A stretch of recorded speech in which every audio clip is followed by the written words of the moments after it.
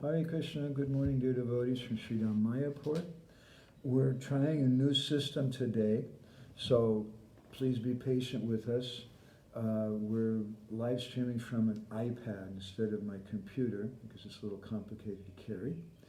And we don't have that really nice fancy microphone anymore, so the sound may not be as good. I'll try to talk real loud, and we're going to try to get a special attachment that will enable us to use that fancy microphone. So today we have a special topic in front of us. We want to speak something about the qualifications of Uddhava, and this is number 30 in our series called Meeting in Kurukshetra. So we'll say a few prayers first. Goragraganya gana gota goloruharam Goranga Gudatama Gopyara Kolpa Briksham Gopala Gada Ratidam Yati Singha Gora Govinda Deshi Kavaram Satatam Namami Narayanam Namaskrityam Naram Shaiva Narotamam Devim Sarasvatyam Vyasam Tato Jayamudirayat Vedi Ramayane Shaiva Purane Bhadate Tata Adavante Chamadye Cha Hari Sarvatra Giyate Mukham Karoti Vachalam Bhangum Langayate Girim Yat Kripa Tamaham Vande Shigurum Dinataranam Paramananda Madhavam Paramananda He Madhava Padunga Luchi Makaranda Se Makaranda Panakori Anande Bolo Hari Hari Harinka Name Vandavela Parikori Be Chakadola Se Chakadolanka Padaye Manamo Rahu Nirantare Manamo Nirantare Rahu Ha Krishna Boli Jiva Jao Ha Krishna Boli Jao Jiva Mote Dada Radha Dava Mote Dada Radha Dava Mote Dada Radha Dava Dharma Projita Kaitavo Chaparamo Nirmatsranam Satam Vedyam Vastavamatta Vastu Shivadam Tapatrayon Mulanam Srimad Bhagavate Mahamune Kutekim Vaparayishvara Sadhyo Hridyavarudhyate Chakutibishu Shushivistakshanat Om Namo Bhagavate Vasudevaya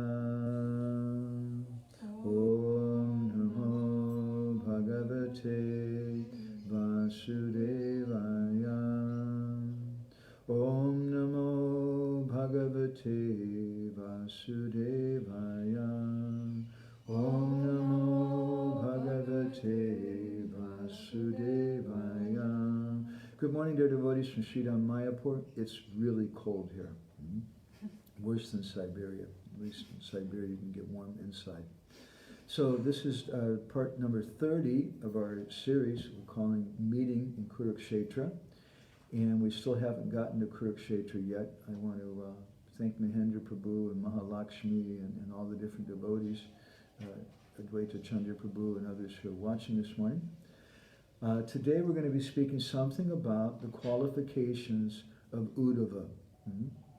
And again, we're still reading from the first verse of the 46th chapter of the 10th canto, which is spoken by Shukadeva Goswami. And he says, Vishninam Prabhavo Mantri Krishna Shudoito Saka Shishya Brihaspate Sakshat Uddhavo Buddhi Sattama. Shukadeva Goswami said, the supremely intelligent Uddhava was the best counselor of the Vrishni dynasty.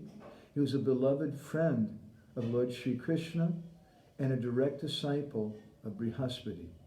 So, in our last session, we spoke something from Gopal Champu mostly, in how Krishna, when he first met Uddhava, and how Uddhava was watching him from a distance. And when they met each other, they lost all their consciousness, and they were saying, Koham Kutra, who am I?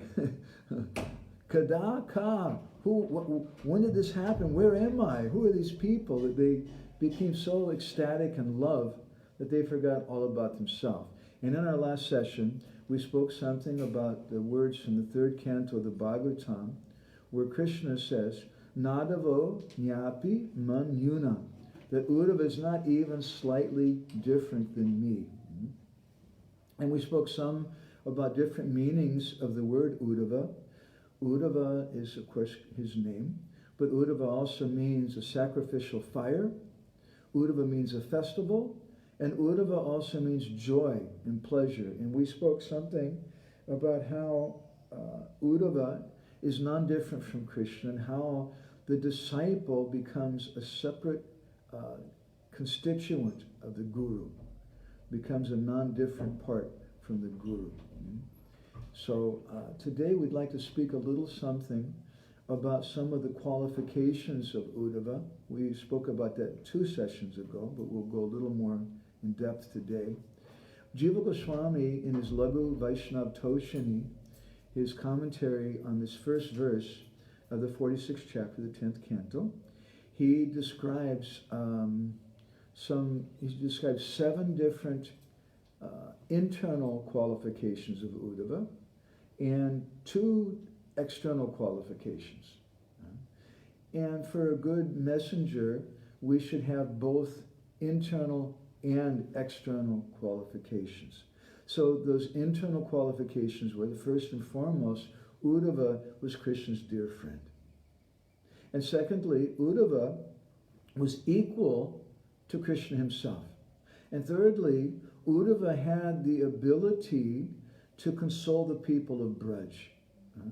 And Jiva Goswami says that Uddhava was able to console the people of Braj in 2 ways. Number 1, he could create some faith in them, and Jiva Goswami says by giving them false instructions. He's setting this up for a discussion later on about what happens in Kurukshetra. Uddhava gives some, what Jiva Goswami calls, some false instructions, which ultimately they're not false, because whatever Krishna gives is good. But there's 2 considerations, our Guru Maharaj used to say. Apara vichar. One devotee once translated it as apahata vichar. Apahata means to kill. That's not the right word. Apara in Bengali means the apparent vichar, apparent consideration, and tattva vichar, or the absolute consideration. So Uddhava was able to console the people of Braj by creating faith in them, by speaking some false instructions, and secondly, by letting them hear about Krishna's powers as a great king. He would be able to pacify them in this way, that Krishna is so powerful, he killed Kamsa, he's doing this, he's doing that, and so I guess it's that this is going to work, that Krishna will be able to come back to us, Krishna can solve all the problems. So there's 2 chapters, text chapter 46, which speaks about Uddhava entering Vrindavan, and the message that Krishna sends with Uddhava, the exchange between Uddhava and Krishna, and chapter 47, which is entitled the Brahmara Geet, or Radharani's mad raving talks to a bumblebee. So we'll speak something about both those chapters, not today. We're just starting on this 46th chapter. The 4th of the internal reasons why Uddhava was qualified was that he was recognized samata as the best among all the members of the Yadu dynasty. They respected him because he had different bhavs. He could understand those members of the Yadu dynasty, and he had some external qualifications also with him. He was able to speak nice words, and his behavior was very good also. Fifthly, Uddhava was very dear to Krishna. He's Krishna's friend. That was the first qualification. But the fifth internal qualification, he's also very, very dear. And Jiva Goswami gives this as another quality of Uddhava, because he's a special object of mercy for Krishna. And Uddhava had indescribable qualities. Krishna accepted him just like himself. And therefore, Uddhava was suitable to go to a place where only Krishna could go and deliver a message that only Krishna could deliver. So his special qualification was he's a friend, and because he had this unrestricted prema. So he was a friend, but he also had this very, very intense prema, which made him so dear to Krishna. Sixth of his internal qualities was he was similar to Krishna in his qualities, in his form, and his age. And we'll hear more when Uddhava arrived in Mathura and Vrindavan. The gopis at first, they thought that it was Krishna from a distance. The gopis, they're in unmadana. Unmadana means a type of madness, divine madness. And sometimes they see a tamal tree, which is a blackish tree, and they go and they embrace it, thinking that it's Krishna in their madness. Sometimes Radharani has conversations with black clouds. And she sees the cloud and she says, "Oh, Krishna, you've come back. Huh? I wasn't appreciating you enough. Now you've come back. I'm so happy to see you." And then the cloud starts going away. The wind's blowing the cloud away. And then Radharani thinks, "Oh, you're unhappy with me. Don't leave." And she's talking to this cloud. So sometimes they see different objects in Vrindavan which are udipana, which remind them of Krishna, or they actually see Krishna in their madness in these different objects. So Uddhava was similar. This is a sixth internal quality. He was similar in qualities, form, and age. As we mentioned in our last session, he's the son of Devabhaga, according to the Harivamsa Purana. Devabhaga is the brother of Vasudeva, so he's directly the cousin of Krishna. The seventh internal quality which Jiva Goswami explains is that amongst all the yadus, he was the shelter of unrestricted familiarity and intimacy. So as we mentioned a few sessions ago, Uddhava had different qualifications, and one of them was he had to be a person who could speak both to the Brijbasis and to the Mathura Basis. He had to be someone who could understand sweetness, the sweetness of Braj, the intimacy of Braj, and at the same time he had to be able to understand the Aishvarja Moyi form of Krishna in Mathura and the mood of the residents there in Mathura. So he also had some external qualifications, Jiva Goswami says, one of which was, we spoke a little bit about in our last session, that he was Brihaspati Sishya Sakshat, that he's directly the disciple of Brihaspati. And we mentioned he wasn't initiated by any of Brihaspati's students, but he was initiated by Brihaspati himself. And this is a significant point also. Why does Jiva Goswami even bother to mention that he's, or Sukadeva Goswami is mentioning, that he's directly the disciple of Brihaspati?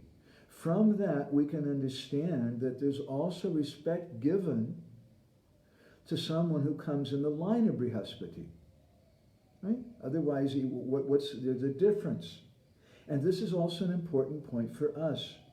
When, in one sense, people sometimes, they coined a new phrase, which Prabhupada never used. It's called Prabhupada Anuga. Prabhupada used a different phrase. He said Rupa Anuga, that we're followers of Rupa Goswami. But it's okay, we're also followers of Prabhupada. But Prabhupada said, I'm the founder Acharya. Right? And we all have some connection with Srila Prabhupada, just like the followers of Brihaspati have a connection with him. But Sukadeva Goswami says, Brihaspati Sishya Sakshat, that Uddhava is a direct disciple of Brihaspati. So there's a difference. You may be a grand disciple. That's also a follower of Brihaspati. Or you might just be someone who really likes to watch Brihaspati's classes live on Facebook or YouTube or something. That's also, you're appreciating, you're getting something from Brihaspati there. But it's not the same.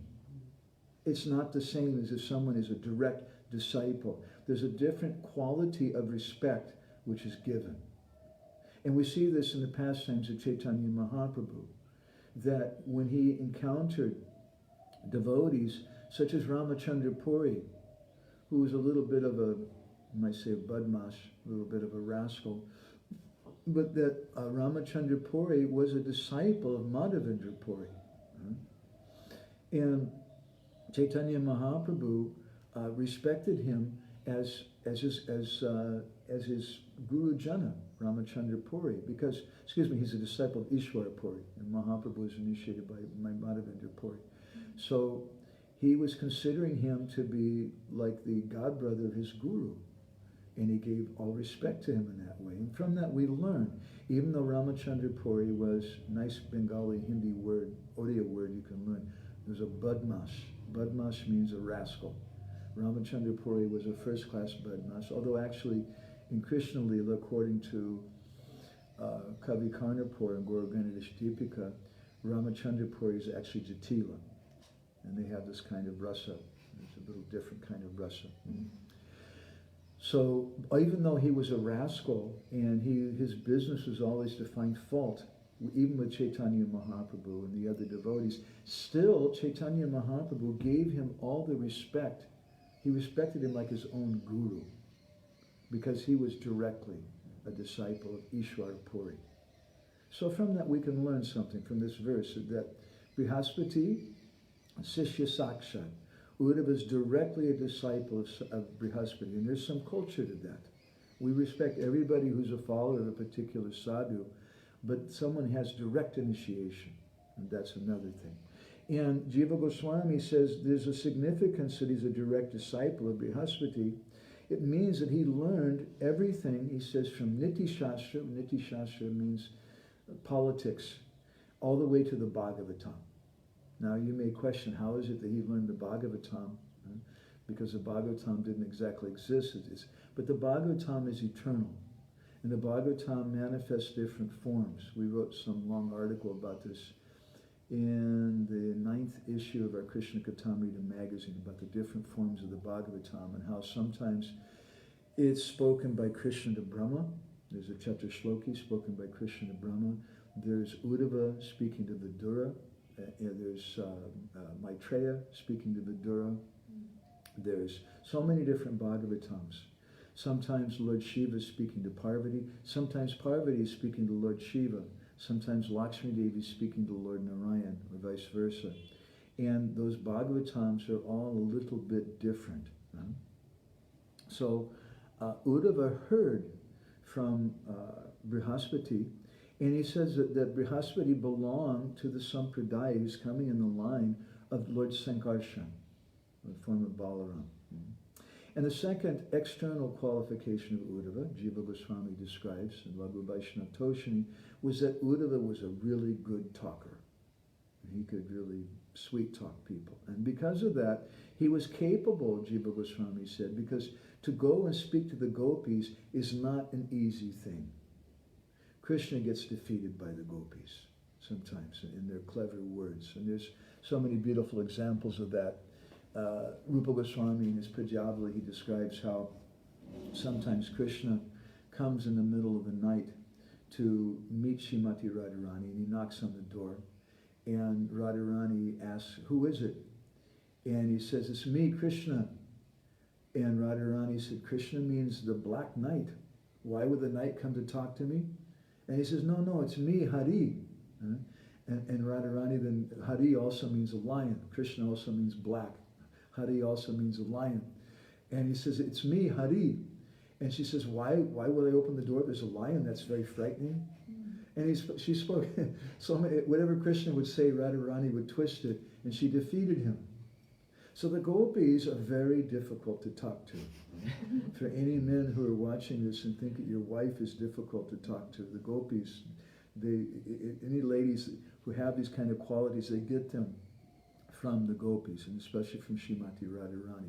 So because Uddhava was so good at speaking, he was capable, Jiva Goswami said, of countering the statements of the gopis, which are made in ecstatic love of Krishna when they would try to defeat Krishna. And he says that the cause of all these qualities mentioned was that Uddhava had this great intelligence. He had 6 of the qualities of Bhagavan. And therefore Krishna was thinking to himself that this Uddhava, he's non-different from myself. Uddhava is so very, very dear to Krishna. So anybody who's come on here late, like Vraja I think's come on a little bit late, this presentation is a little bit different today from some technical features also, because I'm using a fancy iPad that somebody gave me some time back. Name's not mentioned, but we're appreciating that iPad very much, and it's a lot easier for me to carry. But the sound is not as good because we don't have that fancy space ball anymore, but we're trying to get some connection for that. So I'd like to read you a little something from the Uttara Kanda of the Gopal Champu by Jiva Goswami. This is chapter 10, and it speaks something about Krishna and his appreciation for Uddhava. That's love. Thank you. That's really, she's bringing a blanket out and sharing it with the devotee next to her. That's really good. I like that. So Krishna's thinking to himself. He says, Madarchana kila balya kurdhanam balye pidambam kalayam babuvaya mat prema gopaya samirajam rujam kaishora ke chasti mamayam Uddhava. He says that Uddhava, he realized something of my childhood pastimes. How does Uddhava know about Krishna's childhood pastimes? Uddhava was in Mathura. Krishna left Mathura when he was a tiny baby. There's another description about how Krishna actually appeared from Mother Yashoda, but we won't go there. But Uddhava is a cousin of Krishna. He never met him. We heard something about their first meeting. But Krishna's saying here that he realized something about my childhood pastimes. How? Archana kila. Archana, by doing archan. And that's described in the 3rd canto of the Bhagavatam, that Uddhava, he would make a deity of Krishna every day with his hands. And in his commentary, Vishwanath Chakravarti Thakur, in Sarta Darshini, in 3rd canto, he says that Uddhava was about 5 years old at that time. It reminds me of my dear teacher, Fakir Mohan Prabhu, who was born and raised in the Gaudiya Vaishnava family. At a young age, one of his best friends was a devotee named Braj Bandhu Manik, who later became known as Gaur Govinda Swami.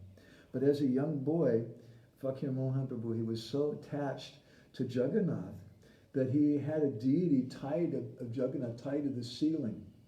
And so when he would lay down and sleep at night, the last thing he would see was Jagannath. And when he would wake up in the morning, the first thing he would see was Jagannath. And then when he would go to take his bath in the local river in the morning, after taking bath, he would come out and he would make a deity of Jagannath out of mud. And then he would worship that deity. He would bathe the deity in whatever that deity made out of mud. So Uddhava was doing the same thing. Prabhupada said a similar thing also in his purport. He says, in a similar way, I was also playing with deities of Krishna at a young age. Uddhava was 5 years old. So Krishna says, this is how Mat Archana Kila Bhalya Kurdanam Bhalye Pidambam, that he was worshiping me in my childhood. And by doing this archana with so much devotion, then Uddhava developed so much love for me. And he says that he had so much love that he would become sick thinking about me. And therefore, Kaishora ke chasti mamayam Uddhava, prema gopaya. Gopaya means to hide. We spoke recently about the meaning of the word gopi. Gopi comes from the same bij dhatu in Sanskrit that the word gupta comes from. Gupta means hidden, and gopi means someone who hides things. So here, Krishna is speaking about Uddhava, mat prema gopaya samrirajam rujam, that he was hiding his prema for me. And now this Uddhava is here with me. And Krishna says, Mat prema brahma bhagapi pratayitam mat sevanam didin Srimad Bhagavatari Nityavadi Satchastrani Vachaspate. Adyaishtasputam Eshayasatu Param Sarvatamat Patrata Patram Shad Iti Manmana Pratipadam Tam Sanginam Vanchati. He says that, Krishna says, Ma Prema Brahma Bhagapi, I always want to be with Uddhava. I never want to be separated from Uddhava. He studied the Shastra from Brihaspati, and he's learned his conduct from the Bhagavatam. He knows how to do everything first class. This Uddhava, Patyam Shaditi Manmana, he's a suitable patra, a suitable vessel for my mind, for my instructions, for Manmana. Krishna says, Manmana Bhava Mad Bhakto, he says to the gopis. Here he says, Putam Shat Iti Manmana, that you think of me. Uddhava is always thinking of me. And Krishna goes on to speak about the glories of Uddhava. Aho yadavadi shutastavadi sputam dristavan mama spurati sampraptam kimutat bristam evakata ya eva cha yadu brajakim aparam nijat agrajat pritagni kila karmani pratilavan maya prichyate. He said, Aho Yadavadi, Aho, it's so amazing. Just when I hear the name Uddhava, then Uddhava comes before me. Sputim Jistavan. Jista means to see. I have a spurti. I immediately, Uddhava comes before me in this way. Then I'm seeing him. And this Uddhava, Yach Eva Chayadu Brajat, he's none different from the Yadu dynasty. He's none different from Balaram. Why is he none different from Balaram? How is that? We were just hearing from, who was saying this? Jiva Goswami in his Laghu Vaishnava Toshani. This is Gopal Champu now, but in Laghu Vaishnava Toshani, he says that, Sukadeva Goswami says, Brihaspati Sishya Saksha, that Uddhava is directly disciple of Brihaspati. And Jiva Goswami explained what in particular he learned from Brihaspati. He learned Niti Shastra, he also learned the Bhagavatam, and then he mentions that Brihaspati comes in the line of Sankarshan, who's Balaram. So Brihaspati Sishya Sakshat, he's directly a disciple of Brihaspati, and as we indicated, this points out that someone who comes in the line of Brihaspati, there's a connection there, but there's a difference between someone who's a Sakshat Sishya, a direct disciple, and someone who's just in the line. But still, someone who comes in the line, we see them as none different from the head of that line, who is Sankarshan, Lord Balaram. So here, Krishna is saying that Uddhava is also none different from Balaram. And he says he's so qualified that I ask questions from him. I take shelter of Uddhava. He says, Uddhava is so close. Mamatma. My Atma. Mamatma bahir abatiso yam Uddhava samgita. Yatamama manobhati tata tashina chanyata. That my soul, my Atma, manifests externally, bahir, as Uddhava.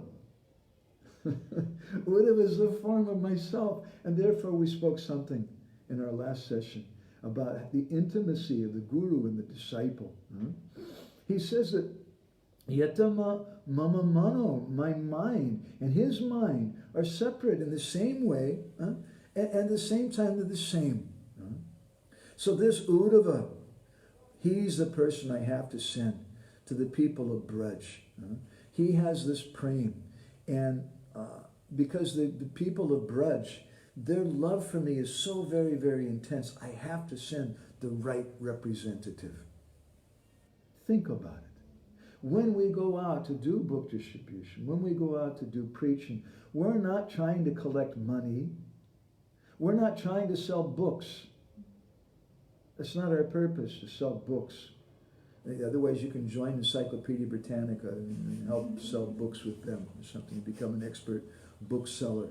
That's not our purpose. Our purpose is not to collect people, because it's not like the movie we saw, a sign, what do you call it? Invasion of the Body Snatchers. There's some movie called that. That's not preaching. We're not out to try to collect the bodies of people. We're not even out to try to collect their wallets, their money. But Krishna, he's Bhavagrahi Janardhan. He likes the sentiment. And all these persons, Krishna says, Mamayam sa jiva loke. These are my jivas. And Krishna has so much love for them. So it's such a sacred act to go to be Krishna's representative. And if we go to be Krishna's representative and we're just trying to get someone's coat from them, or we're just trying to get an electric heater, or we're just trying to get some money from them, or to impress them in this way or that, then we're not Krishna's representative. Krishna loves the Brijbasis so much. So who can be my proper representative? It has to be someone of the heart. And this is preaching. Don't think otherwise. Don't think in a bahirmukh kind of way, an external way. We're going to represent Krishna. It means that Krishna loves them. And Krishna's sending me to the disciplic succession. I have an order from Chaitanya Mahaprabhu. Whoever you meet, Yari Deki Tari Kaha Krishna Upadesh. You give him, don't speak to him about me. And he said, but Krishna Upadesh. You speak to him about Krishna, whoever you meet. And this is a message. This is a mission from me. I'm on a mission from God. This is our jihad. And our jihad, we're not trying to kill people, but we're trying to kill their demoniac propensities by giving them something positive, by giving them some love. And this is a real revolution. The Bhagavatam describes Tadvad Visargo Janataga Viplavo, that the inherent quality, the inherent dharma means the intrinsic quality of a vastu, of an object. Every vastu has an intrinsic quality. Chilies, the intrinsic quality is to be hot. The intrinsic quality of water, the dharma, is to be wet. The intrinsic quality of fire is to be hot. The intrinsic quality of ice is to be cold. So the Bhagavatam also has an intrinsic quality. Tadvad visargo janataga viplavo. It'll create a revolution. And if you try to create a revolution using any other method, you're not on the side of the good guys. You're on the side of the bad guys. Because your revolution is not a revolution. It's just more of the same mundane nonsense. As the 11th canto, the Bhagavatam says, whatever material solutions you try to solve your problems with, they just create more problems. So your revolution is useless. The real revolution is to give people Krishna consciousness, but that means to give it in love. So Krishna was thinking like this to himself, but he was having a hard time. Where am I going to go to find a solitary place? Because so many devotees in Mathura, they love Krishna and they're following him around. So then finally, Jiva Goswami says, he found a private place. And this is something which is very dear to my heart. Bhaktivinoda Thakur, we often comment, he's described in one song that I want to make a kunj. And he describes all the different trees that he wants to grow there. Jui and Jai and Champak and Tamal and so many different wonderful flowering things. And then what am I going to do with it? I'm just going to put it on YouTube, you see my garden. That's not the purpose. I want to bring the Vaishnavas there. And we're going to have a very intimate talk there. He doesn't say I'm going to build a giant temple and I'm going to sit down and have an intimate talk inside some giant temple with the devotees. He says, no, we're going to make a beautiful garden.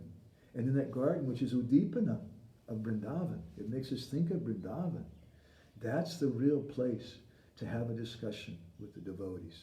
So Krishna's understanding, if I'm going to give this message to Uddhava, it's not something that can be done in public. It's not something that I can make an announcement on Facebook and then everybody's going to quarrel over it. You use this word, why didn't you use that word? And people just argue about the most ridiculous things. But it has to be guyam. Guyam akyati prichi. It has to be in a very intimate setting. So we should learn from that. And Krishna took Uddhava and he sat down Uddhava. And Krishna's heart began to flow like water. And at that time, the Bhagavatam says that, in Jiva Goswami says in Gopal Champu, Kaprena Siktam Cha Siktinanyo Nyam Asrubihi Kadam Karina Sangrinams Tasya Sri Hari Abravit. He took Uddhava's hand in his hand. And his hand was wet with his tears. And Uddhava's hand was also wet with his tears. Now, perhaps indirectly, Krishna, Jiva Goswami is giving another indication. In this Gopal Champu, there's so many allegories and so many subtle things, so many subtle points. Unless someone understands Sanskrit, has a good vocabulary in Sanskrit, and understands double meanings and triple, quadruple meanings of words, they can't understand everything that's being given. Unless someone understands Sanskrit grammar, because sometimes the grammar also indicates some subtle thing. And unless someone understands alliteration, the poetic alliterations, there's also some subtle purports there. And unless someone understands literature, and sometimes Jiva Goswami is pointing something out in a subtle ways. We described the other day how he was using the word Chaitanya, to speak about the consciousness of Krishna, how he's feeling separation from the gopis. And he says that my Chaitanya, it's not there. I'm not Chaitanya. And what is Jiva Goswami going to be thinking about when he says he's going to be thinking about Chaitanya Mahaprabhu and how Krishna became Chaitanya. And indirectly he's speaking like this. So we should look in a deep way. And I'm not such a qualified person. I don't know who's such a qualified person in this world. I know some good Sanskritists, but someone who's also so well read. It's a book of a genius. But here, there's some indication being given here by Jiva Goswami that their hands are trembling and their hands are full of tears. Now, in Vedic culture, when you do a sankalpa, or when you give a gift to someone, like if a king, there's an example in Jagannath Puri, when Maharaj Indradyumna, the original person who built the Jagannath Mandir, he performed an Ashwamedha Yajna.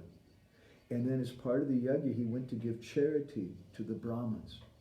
Now, part of that charity, he took a copper pot with water, and he poured that water from the pot into the hands of that Brahmin.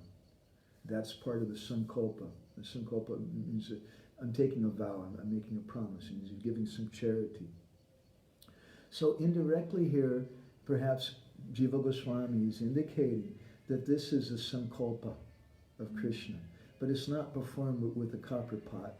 It's not performed with water even from the Ganga. It's performed with his own tears.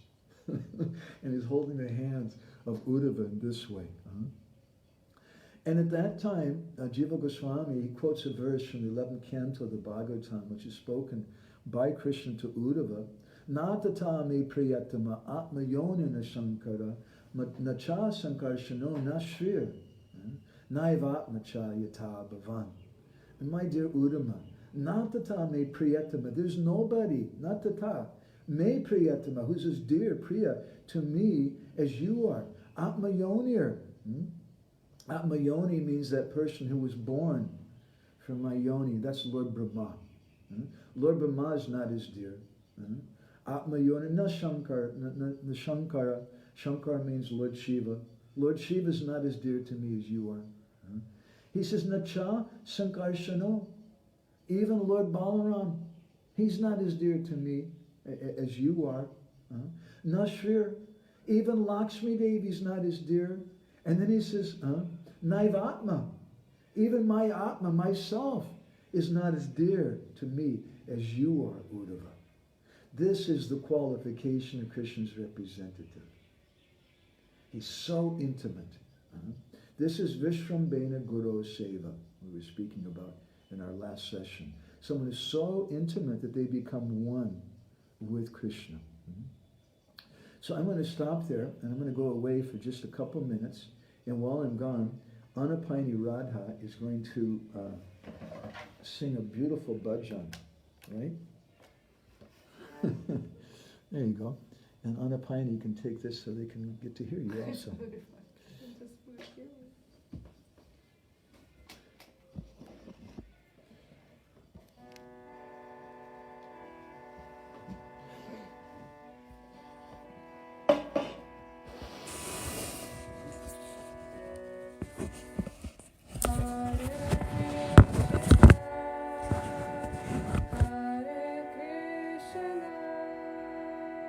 Krishna Krishna, Hare Hare,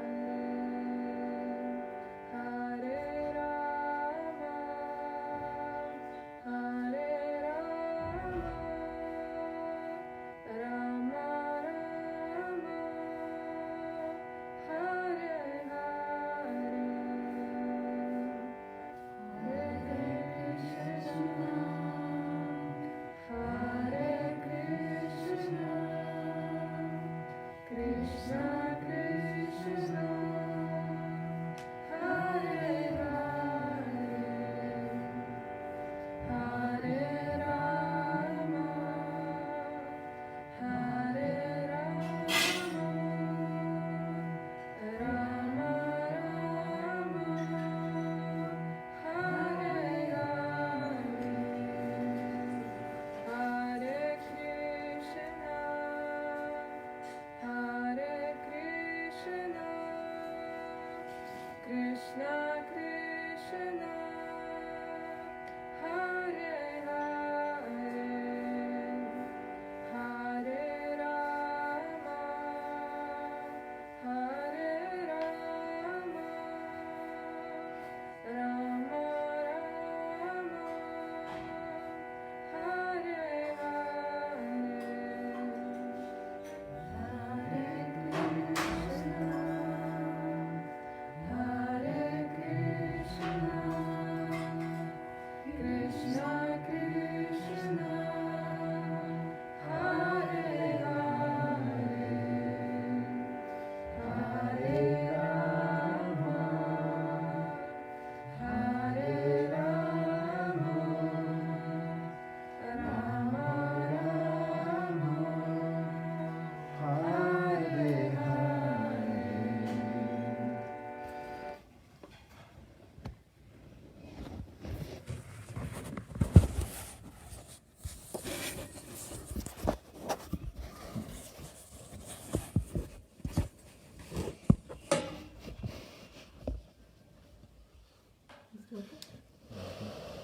Hare Krishna. Nice to see Uddhava Rasiga Mataji here, and Radha Sangha here, and so many devotees. Now I'm on this new device for I'm not sure if I can see everybody's comments at one time. You know how to do that on a Pioneer? I don't. If you, kind of move here. Okay. So if devotees have any reflections they'd like to offer, this is their time. And I want to thank Advaita Chandra Prabhu and Nishank and Mahendra Prabhu and Aditi and Sanjay and Lisa, Ujjwala Rasiga, Vyas Prabhu, Mahavan Prabhu. Nice to see Mahavan Prabhu. Vraja Banita, Aditi. So if anybody has Shanti, if anybody has any reflections, Ujjwala Rasiga Mataji is saying Sankalpa with tears. Yeah, that's really beautiful. So if anybody has any reflections they'd like to share, this is a good time for it. Otherwise, we'll go ahead and stop. And I also want to ask the devotees who are here, if anybody has any reflections, something you liked, that struck you, or reminded you of something else, or maybe questions. Anybody else have anything? You have something, Prabhuji? I want to say something. I like hearing from you. It's Uddhavan for Gorgovinda Maharaj, and some things that Gorgovinda Maharaj said about Uddhava, and the reasons he was sent to Vrindavan. He was sent there because Krishna needed someone he could confide in, and no one in Mathura could understand his moves. So Right. he needed to send Uddhava there to go to the school of devotees to understand what their mood was, and be trained so that he could come back and pacify Krishna, or help Krishna with his separation. Let me repeat what you're saying because they can't hear you from such a distance. Jagannath Sutta Prabhu has been listening to some recordings of Srila Govinda Maharaj, and Guru Maharaj was saying there, giving another reason, very beautiful reason, why Krishna sent Uddhava to Vrindavan, because Krishna was lonely. And in Mathura, nobody could understand his feelings. So he sent Uddhava to Vrindavan to attend the university. Mahendra Prabhu, we can't increase the volume of the sound. We're going to try to get a better mic later on, but this is the best I can do right now. Krishna sent Uddhava to Vrindavan, to the school of the gopis, so that Uddhava could be a good friend for Krishna, so that Uddhava could understand what Krishna's going through. And without going there and seeing the gopis, it's not possible. It's a beautiful comment. Do you have something else also? Another thing about Uddhava is Krishna doesn't like pride in his devotees, so he wanted to crush the pride. Yeah, crush the pride of Uddhava, because he had some pride on Brihaspati, Shishya, and he went there to see the gopis, and he realised, I think the description is that as he's looking up the mountain of their praying, his hat would fall off. It was so high, just seeing the mountain. I'm not sure whether that's from Govinda Maharaj or someone else, but that was... I had never heard that before. I don't think it's from Guru Maharaj. It's not in Mathura meets Vrindavan. Yeah. He saw the mountain of their praying, and he fell off that. His hat fell off, because he's looking up at this mountain of the praying of the His hat fell off. So he was looking up at the... became humbled by... He's saying, speaking how Guru Maharaj also said another thing, which we also touched on in a previous session, how from Vrindavan Nilamrita said, and also Jiva Goswami in some commentary, speak about how Krishna sent Uddhava there because Uddhava had some little tinge of pride. It was very, very little. It was like nothing compared to us. But Uddhava was thinking, I'm a great devotee. I'm so dear to Krishna. I've really gotten Krishna's mercy. And Krishna wanted to smash that pride. So then he sent him to Vrindavan to see what's the real deal, what's the real standard of love. And Jagannath Sutta Prabhu was saying so nicely that when Uddhava saw the mountain of love that the gopis had, he was bending his head back to look up at that mountain of love, and his hat fell off. A beautiful comment. Okay, anybody with anything else?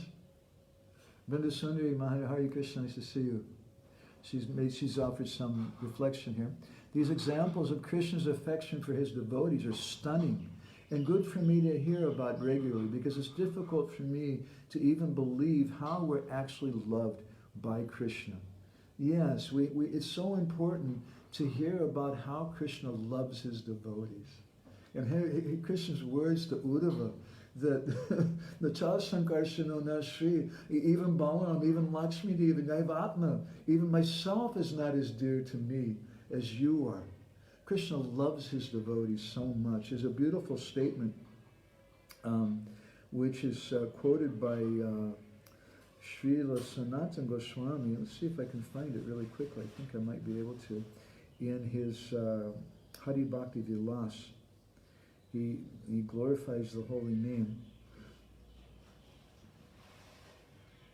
Let's see if I can find it here. Take me 1 second. He says, it's from the Adi Purana, it's quoted in Hari Bhakti Vilas.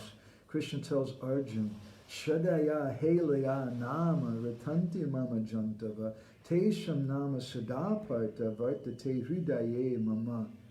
He says, Hridaye Mama, in my heart, I always chant the names. He says, Tesham Nama Sadapart. I constantly chant the names of those devotees who are chanting my names. And how are they chanting my names? He says, Shradaya, those devotees who are chanting my names with faith. Or Helaya. Helaya means neglectfully. They're doing something else while they're chanting. Not that you should do that. But Shradaya, Helaya, Nama Ratanti Mama Jantava. They're chanting in that way. I also start chanting their names. It's such a beautiful thing. Krishna says, Yeyatamam Prapadyante. He reciprocates with the devotees. He loves the devotees. So if anybody else has any other reflections online, you can type them in. Anybody else share with anything?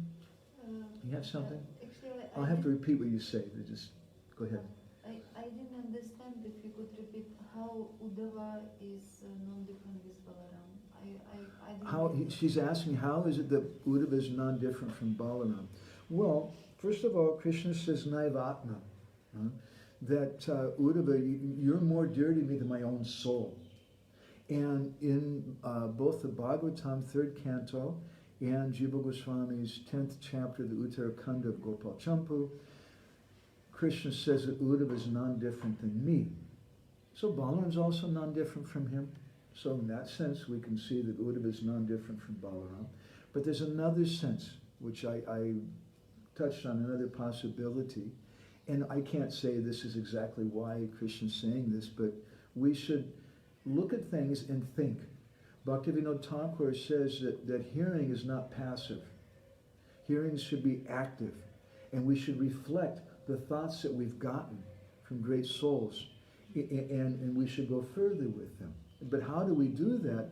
We put on some chashma. Chashma means glasses. And the glasses are the Shastra Chakshush, the eyes of Shastra. So Jiva Goswami in Laghu Vaishnava Toshani, he speaks about the meaning of this phrase that Brihaspati Sishya Sakshat, how Uddhava is directly disciple of Brihaspati. He gives a few examples how he learned from Brihaspati, Niti Shastra and Bhagavatam. And then he says how Brihaspati is in the line, in the disciplic succession of Sankarshan, who's Balaram. So that's another way. When we see some ISKCON devotee, we say, oh, there's a Prabhupada follower. Or we see some Gaudiya Vaishnava, there's a Rupa Nuga, they're a follower of Rupa Goswami, they're a Chaitanya devotee. And we think of Chaitanya Mahaprabhu, we think of Rupa Goswami, we think of Srila Prabhupada. And that personality is manifest, as we discussed in our last session, to some extent or another through that person. One thing we didn't cite was Krishna Lila Stava, Sanatana Goswami. He says, Rupa Namashrita Vishta. That when someone takes shelter of the form of the Lord, when someone takes shelter, Ashrita means a shelter, of the name, Rupa Nama Ashrita Avishta, then Avishta means Krishna enters into that person. And Thakur Bhaktivinoda in Harinam Chintamani, he says that just as Krishna enters, the Guru also enters. And that's why we see a lot of times, if you see a husband and wife who've been married for a long time, they look like each other. Mm-hmm. They look some, and you see many times someone is a little closer to Guru, they look like their Guru. And therefore Uddhava looks just like Krishna. He's so close with Krishna, he looks like Krishna. And Bhaktivinoda in Harinam Chintamani, he says that when we come close to a Vaishnava, and close doesn't just mean that I sit on his lap, or I have to be with him physically all the time, but close means that I'm coming close to his heart by following his instructions and by doing the bhajan, pranali that he's given me. That's how I come close to his heart. And by doing that, you start to look like that person. It happens. Huh? Is that helpful? Do you have something, Lita Kund, in reflection today? Very often I feel Gauravinda Maharaj when I hear from you. Hare Krishna. I won't repeat that because I'm not qualified to do that. He is qualified to lecture you. Hare Krishna. What are you walking away with today, Lita Kund? What prize did you win? Like Bhagavatam is eternal. This is like, wow, okay. The Bhagavatam's eternal. It's eternal. Like, we wouldn't, actually maybe, I wouldn't think like this. It's like, okay, it's just like, how to say, like, maybe I can't explain so much. But I just like, this was like a point that I'm going out with. And then also, So you're appreciating the comments that we made, how the Bhagavatam is eternal, and how although it was confusing because it said by Jiva Goswami that Uddhava learned the Bhagavatam from Brihaspati. So how did he do that? The Bhagavatam doesn't exist yet. Sukadeva Goswami hasn't been born yet, or anything. But because the Bhagavatam is eternal, it's spoken by Krishna to Brahma. There's a chapter shloki in 4 verses. The same Bhagavatam later is spoken by Kurukshetra to his mother Uddhava, and that becomes a Brihad Bhagavatamrita. The same Bhagavatam is also known as Laghu Bhagavatamrita. There's so many versions of the Bhagavatam spoken by great personalities, and that Bhagavatam is eternal. That you're appreciating that. I appreciate that, and also I appreciate like how, like Uddhava has the prayam to like go to the Brajvasis and understand their mood, and at the same time understanding the Mathura people, and he's like also able to like talk to them or like deal with them. This is like Yeah, so she's appreciating also, I'm sorry, repeating because they can't hear otherwise, that how Uddhava, one of his qualifications was he knew how to speak to the Brajvasis, but he also understood the Mathura Vasis, and he could speak with them. And this reminds me of a famous pastime in Chaitanya Bhagavat, where there was one person who's like the king of the thieves, and he decided to attack Lord Nityananda and take all of his wealth and things, and it's a long story, but he was defeated completely by some Vishnu Dutas who came down, and he got an attitude adjustment, realized I kind of really messed up, and he surrendered to Lord Nityananda, and he became a great devotee. And when he became a great devotee, what did Lord Nityananda tell him to do? Now you go and preach to the thieves. wow. Because he's like Uddhava. He understands both sides. And that's why when people come to us, we want them to chant, we want them to understand Krishna, we want them to connect with this side, but then we tell them, now you go back across the river, you're the bridge. You go back across the river because you understand what it's like. After I joined, we used to travel to Grateful Dead concerts and be-ins and different things, because I was doing that before I was a devotee, and I knew the language of those people, I knew the mood of those kind of people. I could connect with them. It's like that. Anything else from anybody? You have something? Yeah, there were, everything was very nice. There were 2 things that really struck me the most. Was how the garden that they made, the beautiful garden for Krishna and Uddhava to come to speak confidentially. Yeah. So 2 things struck her. I'm going to repeat. One was that the beautiful garden that Krishna took Uddhava to speak to him. Yeah. So the importance there of having this private talk and and the solitude there and intimacy. And the other thing was the mood with the preaching, that one should preach in the mood that these are the devotees are very dear to Krishna, not in the mood to get something or to have this mood, and that should be our only motive and our only focus. So bring Krishna to them. she's appreciating the necessity of intimacy in private talks, and also the second thing was that the mood we were speaking about of preaching, and how Uddhava exemplified that he was so close with Krishna, he was able to carry Krishna's love to the gopis. And then Jagansutava was saying now he's going to carry that love back to Krishna also. And so this is our preaching. You're appreciating that point that Krishna loves his jiva souls so much. And so preaching doesn't just mean that we're going to them and trying to get money out of them or convince them to become a member or something. That's there because they're a little external. And it also engages us, our external propensities. But we should understand that the real preaching means that we're a messenger of love. And unless we have that love, how can we preach? And therefore, my grandmother used to sometimes say that a preacher is a Brijbasi. Krishna Kun has some comment here. Oh, she says, Pasya Pakaviparyasam. Pasya Pakaviparyasam. Thank you, Krishna Kun. Is a phrase I was looking for in Sanskrit from the 11th canto. It's Krishna speaking to Uddhava. And he says that they get the opposite result when we try to solve a problem with something material problem, and you're using a material solution, it just causes more problems. And she asked the question, what's the difference between Uddhava being able to speak both to the Mathura Basis and the Bridge Basis, and Chaitanya Mahaprabhu's associate who was behaving differently in each Sangha and was therefore rejected by Chaitanya Mahaprabhu? That was Mukunda. And in the Chaitanya Chaitanya Chandradoya Natakam and the Chaitanya Bhagavatas mentioned that he was going to so many different places and speaking to so many different people. And because of that, Chaitanya Mahaprabhu was going to reject him. It's a very deep point. Now, there again is Apara Vichar, the apparent consideration, and Tattva Vichar, the absolute consideration. Mukunda is an eternal associate of the Lord. So the Lord's rejection is just apparent. It's not real.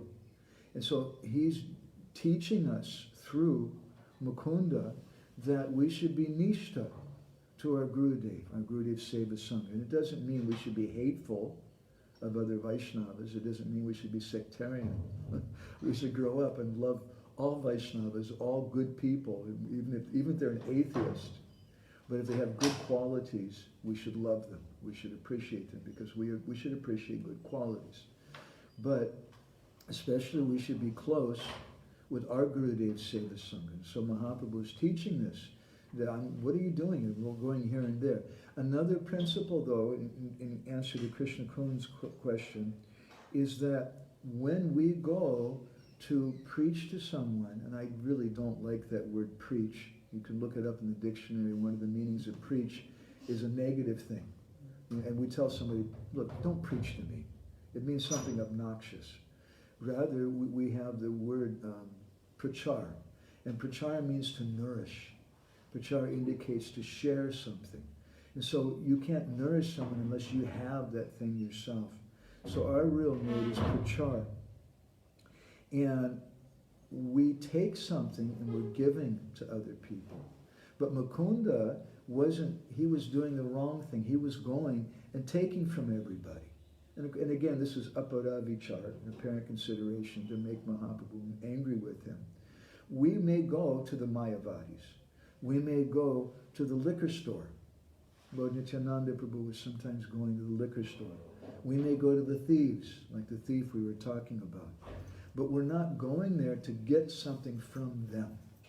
We're going there to give to them.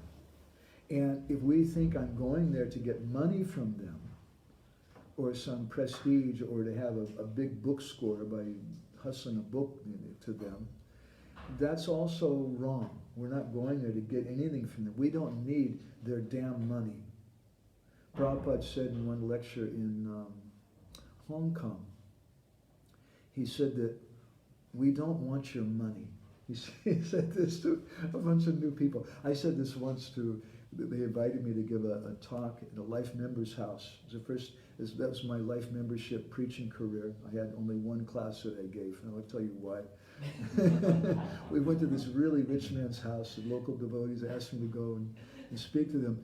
And I sat down, and I felt sorry for the guy right away.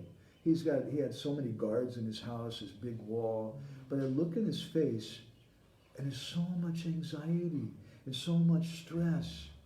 And I felt sorry for him. And they're sitting in front of me, and I'm giving this class, and I told them, we don't want your money, and we don't care if you become a member.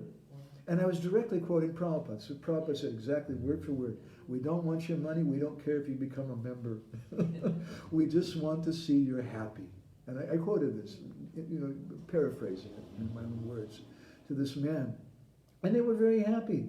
But the devotees who were with me, the brahmacharis, they weren't so happy. And we got back in the car, and they were speaking in Odia, and they thought I couldn't understand what they were saying. They were really annoyed. They said, what does he mean telling him we don't want his money? That's why we came. We want his money. We want him to become a member. What is he saying? And that was the end of my Life Membership preaching career. They never asked me again after that.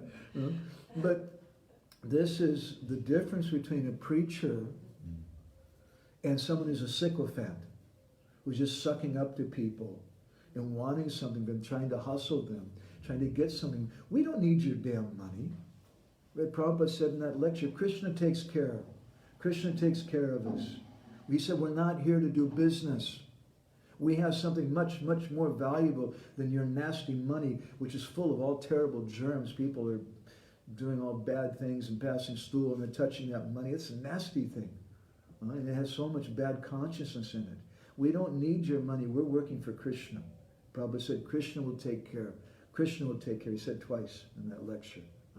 So the difference here is that the preachers, they're not going to beg something, but they're going to give. With Mukunda, he was going to take. He was going in hearing. And again, this is for pastime. But we don't go there. Sometimes I go to different Vaishnavas. And maybe my Guru Maharaj may send a Vaishnava to me to hear from. That's another thing. But sometimes when I go to visit different Sanghas, I go there to give them something. We give them a Krishna Katamrita magazine. We go to give them one of our Guru Maharaj's books. And if I go to take something, I take some information, not something from the heart. But I go to some Babaji we've done before in Radhakund and ask them, can you tell me some history about the Shiv Lingas, the ancient Shiv Lingas here around Radhakund, because we're writing an article about that. But I'm not going there to take actually from him. I'm going to give. I'm representing my Guru Maharaj, and I give them some magazine or something, and I take a little information. So Krishna Kun's also commenting, Uddhava developed so much love for Krishna by worshipping his deity as a child. That's so hope-giving. And she goes on, Chaitanya consciousness is with the gopis. Krishna's saying, I'm not Chaitanya. And Jiva Goswami indirectly, of course, he's thinking of Lord Chaitanya, as Krishna Kun's comments. Okay, so there's only one person left who hasn't said anything, who hasn't given a reflection. Anapayani Radha, do you have a reflection? Maybe I'll just give you the mic here and you can say directly so I don't have to repeat. Thank you so much. Actually, devotees repeated most of the points which I marked also for myself. I just want to ask short questions. You mentioned about that verse where Krishna, I guess, indicating Uddhava as a direct disciple of Brihaspati. Shukadeva Goswami. Shukadeva Goswami, basically, in Srimad Bhagavatam, yeah. And you gave an explanation, but I don't really get it. Why exactly he's indicating him as a direct disciple? So what does it mean for us? So when we want to understand the Bhagavatam, just like dear men out there, if you're trying to understand your wife, there's two ways we should understand the Bhagavatam. There's also two ways you may understand your friend or your wife, your husband. Anvaya vyatirekabhyam yatshat savat sarvada. Directly and indirectly. One major important thing is what they don't say and what is said, and sometimes it's something inferred. So when Shukadeva Goswami says Brihaspati Sishya Sakshat, that he's directly, he uses the word Sakshat, directly a disciple of Brihaspati, indirectly that's also indicating something. Otherwise, what is the necessity of saying Sakshat? You can just say Brihaspati Sishya, he's a disciple of Brihaspati. What is the necessity of saying Sakshat? Sakshat indicates that there's going to be other people who have a connection with Brihaspati, but they're not Sakshat Sishya. They're not directly a disciple, but they have some connection. Is that more clear now? Mm-hmm. And Uddhava is directly a disciple. So it means that Brihaspati, as we mentioned, he's giving class on YouTube or Facebook or something. There's certain people who are following him. And they're accepting his teachings.